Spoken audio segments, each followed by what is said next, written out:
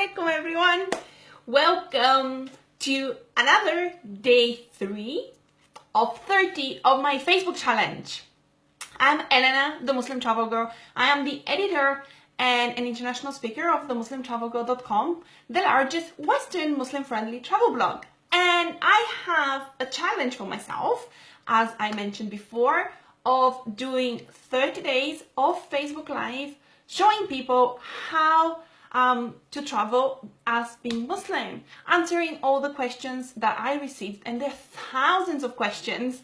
And I thought, instead of actually writing a blog post every time, I can literally just talk to you, interact with you, get you to ask me all your questions and answer them for you.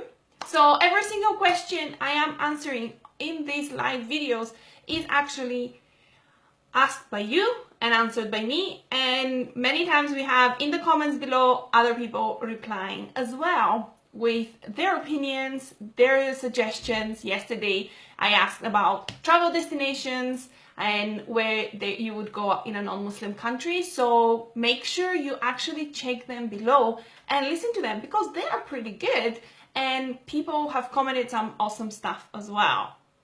So just a little bit about me. As I said, I'm Elena, the editor and international speaker of MuslimTravelGirl.com. We help Muslims travel the world in style without breaking the bank. We share travel tips, Muslim-friendly destinations, places that you can visit, things you can do, experiences that you probably have never even thought about. Ashley is saying, how do you travel comfortably while wearing hijab? That is an awesome question. And I love getting these questions because obviously I wear a hijab, and many times women are very scared and very apprehensive of traveling, and we shouldn't be. Ashley, I am actually going to do a video on that. So somewhere up is a notification part. So click on the notifications, inshallah, and you will be able to receive the rest of the videos as well for the next 30 days. And I'm going to be answering this question, and I might as well answer it tomorrow in tomorrow's video and add it. So thank you very much for joining. Today's question is about traveling to Greece. I have received this week about 5 questions with the same topic of wearing a hijab in Greece and how is Greece to travel. Greece is such a popular destination for travelers in the summer, Muslims and non-Muslims, and Muslims especially feel very apprehensive of traveling because of the immigration crisis and all these things happening now in Greece.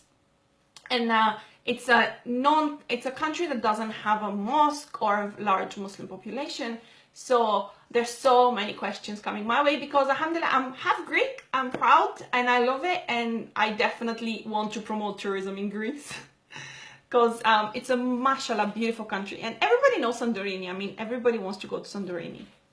So traveling to Greece this summer or any summer, anytime with a hijab as a Muslim, what do you expect? Where do you find places to eat? Where do you find places to pray? Where do you find places to go? Etc, etc. Whether you're in an island or in Athens, in the capital. So there are 2 things about Greece. Greeks are very friendly, but we don't have a large Muslim population. We do have a population of converts like myself, many Arab, Syrians and Egyptians and other communities living there for very long time. However, Greece at the moment does not have an official mosque. So there are many smaller mosques that are unofficial where local Muslims go and pray. However, you don't have a large mosque like, for example, the Central Mosque of London, where you can literally just walk in and pray. We are building one, inshallah, in Greece, but that should not stop you from traveling in Greece. Yesterday's topic was about traveling and praying in different countries. So traveling in Greece, you definitely can do. I am going to post some links after this video is finished for the people who are watching live now, so they can take note of them, and also for the people who are going to watch the replay. But in Greece, there are several bigger mosques where you can pray. I will add those links to the video, and I'm only talking about Athens, unfortunately, because That's where the majority of the Muslim population is, and that's where you can find most of the mosques and halal food that we know 100% for, because we know that we do have a lot of Muslim population in Greece, and not only in Athens, but we don't have the data online to say, hey, where is it? So we can't find many halal places they're probably available from local mosques and from local Muslim communities in the country, but we don't have them available online. I will share the ones I have with you from the islands. So if you are traveling to Greece as a Muslim, number one, don't be afraid to visit Greece. Greece are very welcoming, and I travel to Greece every year and more than once. And I've never had a problem with somebody saying something hateful to me. I do get a lot of curiosity. We have a lot of Arabs in the summer visiting from the Middle East, so people are aware of us. The thing is, yeah, there are people who are who have a problem with it, but they're not going to come and say something mean to you. Like sometimes this happens in the UK, unfortunately. So you shouldn't be afraid of traveling as a hijabi. They're very well perceived, and obviously we live off the tourism, so people are very warm and welcoming as well. The port of Athens at the moment did have some of the immigrants who are trying to cross the border. So if you are going to the port, you might see some tents and things like that. So just pray for those people who are there, and if you can do something about it, then that's great. There are many organizations who work with them. I'm going to post a link as well at the bottom because I have a few friends who have helped. But as a tourist, that should not affect you. The places that you can visit in Athens are obviously the Acropolis, the Syntagma, which is the Parliamentary Square, the Old Town, which is Monastiraki, and obviously the islands. Before I start going for the islands, as I said, halal food is available. There are a couple of big restaurants, and I know of a taxi company that deals with Muslims who are Muslims and run the taxi company in Athens. So I am actually going to be posting those links at the bottom for you. Also the halal restaurants in Athens, and I will be posting them as well on MuslimTravelGirl.com. I do have many links and a lot of more information about traveling to Athens, so you can check that on the blog. But in general, definitely visit. The sisters who are going should not be worried about wearing their hijab. They should not be worrying about finding halal food, because in Greece we serve seafood, delicious vegetarian options, and for those who are visiting Athens, there are halal restaurants as well. Now, Athens is not the whole of Greece, so let's move and go to the islands, which are the most popular destinations for tourists.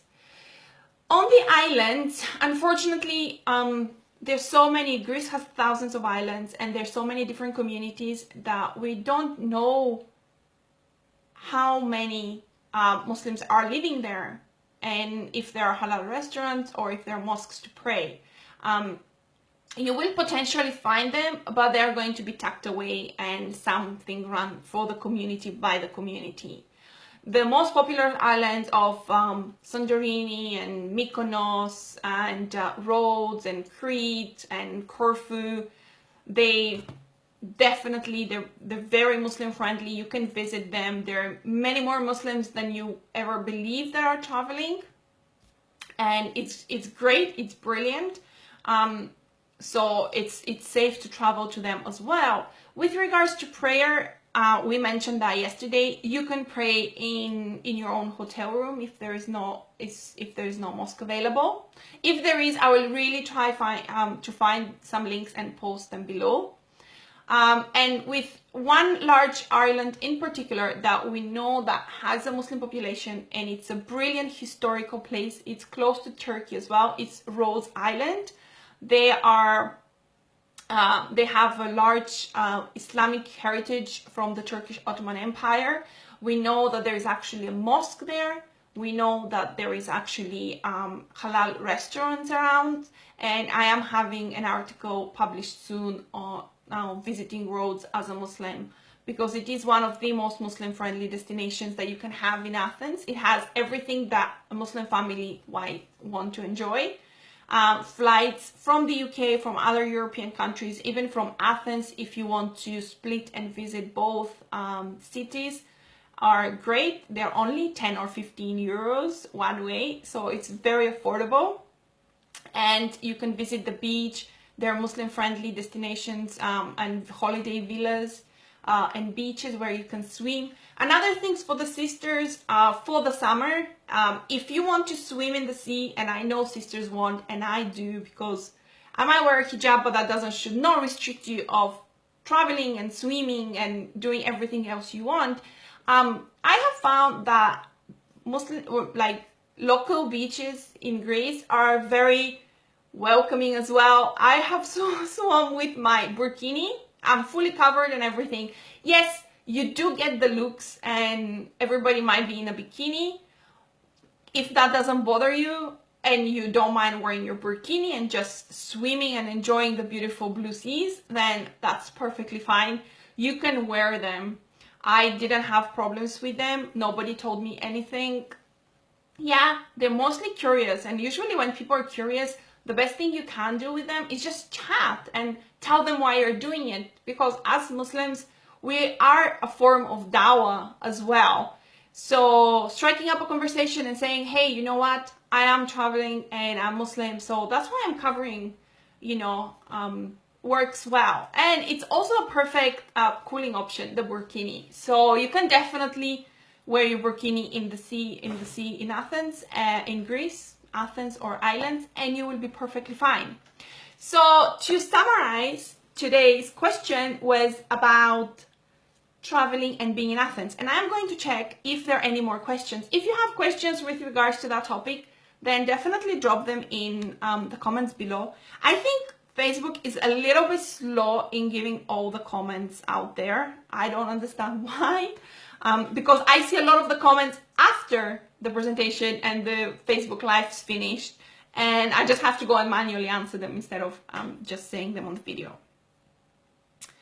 But inshallah, yeah, if you have questions, you can publish them below. As a summary, so we can conclude our 10 minutes of Facebook Live, traveling to Greece is recommended, definitely. It's more than a welcoming country. You should not worry about immigration or racism. You would not have an issue whether you're going to Athens or you're going to the islands of the Greek islands. There are mosques in Athens where you can pray, and I will link them below. There are restaurants where you can eat. I highly recommend, when you are going, to actually try some of the local food and actually the video as well. Sorry, keep the camera proper. Oh, I can see myself, so I'm not sure if everybody else can see me. Sorry about that. Thanks for the comment, Habib. So yeah, Athens mosques and halal food is definitely available. For the islands, you cannot find mosques and halal food, but seafood is recommended. And the largest and most Muslim-friendly island in the whole of Greece will be Rhodes Island, where you can say, you can have food and you can have a place to pray, and you can have a local Muslim community to see and join as well.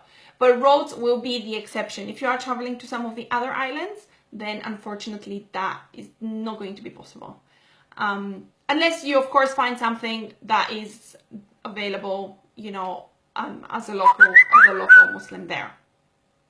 So that is from me, the Muslim Travel Girl, for today. Make sure, if you benefit from these videos, to share them with other people. If you know somebody who is going to Greece, share the video with them. And inshallah, every day for 30 days, that's day 3 of my challenge, I will be Facebooking live at 8 o'clock p.m. UK time, inshallah. Until tomorrow, have a lovely evening, and assalamu alaikum.